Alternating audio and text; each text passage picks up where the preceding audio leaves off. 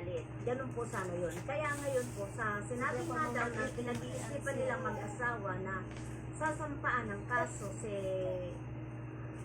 Alianse, I think, kung wala kang nasabi, kasi hindi naman po basta-basta tatanggapin yan. Hahanap po ng mga ebidensya. Kailangan may mga ebidensya.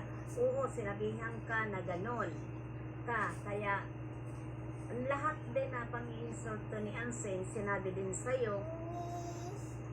Pero po, napakababaw na ebidensya po yun. Hindi po basta-basta ni ganon. Dahil titingnan din kung ano yung mga sinabi mo kay Anseng. Diba? Baka nga, mas may si Anseng pa po yung matindi kung siya po yung magka-counter na reklamo kung sasampaan si Anseng ng kaso. Kasi alam niyo po mga kapatid, yan ay naranasan na namin po kung nasaan kami noon. Kami ni Dr. Love, ako po, na talagang linait-lait ako, minura. Alam niyo po mga kapatid, sa kasong ito, kailangan may ebidensya ka. May magpapatunay. Dahil ako po sa amin ni Dr. Love talaga, ginawa ko po yan. Galing pala to kay Kalinga. Yung assistant na lalapit ka lang sa abogado, mayroon ka na kaagad na babayaran. Lalo na po kung tumutuloy-tuloy na yung kaso, diba? At saka mayroon po madadamay. Alimbawa po, nagsampa ng kaso. Mabahay din si Kalinga.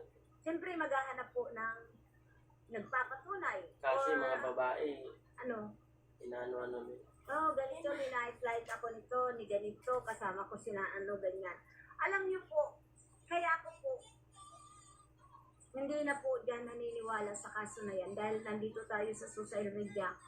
Napakababaw po na ebidensya yung sinabi ni Anseng.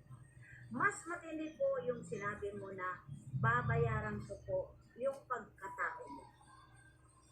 Kaya po dito po sa usapin na itong kaso na pinag-aaralan nga daw o pinag-iisipan kumaso, madali po kumaso. Basta may pira, pwede tayong kumuha ng lawyer.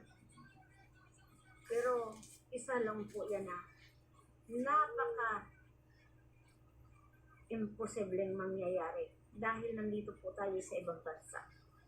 Dahil po sa akin noon, talagang hanggang ngayon naka-hold po yung kaso na yun. Anytime na pero 1 year, pag nitong 1 year na yun nga po na nangyari sa amin noon, kaya na rin yun, hindi na rin po yan ng abogado, yung parang itutuloy mo ang kaso, bubuksan mo. Ay, pag 1 year na po,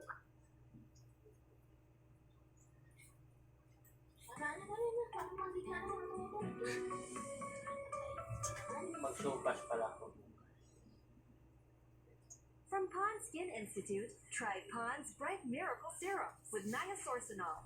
100 times better than... Ay, naku, mukhang hindi mabibigay. Hindi mabibigay yung reward mo. Yung regalo. May pinag-usapan kayo ni Daddy Frankie, di ba? Ano nga yung sinabi niya?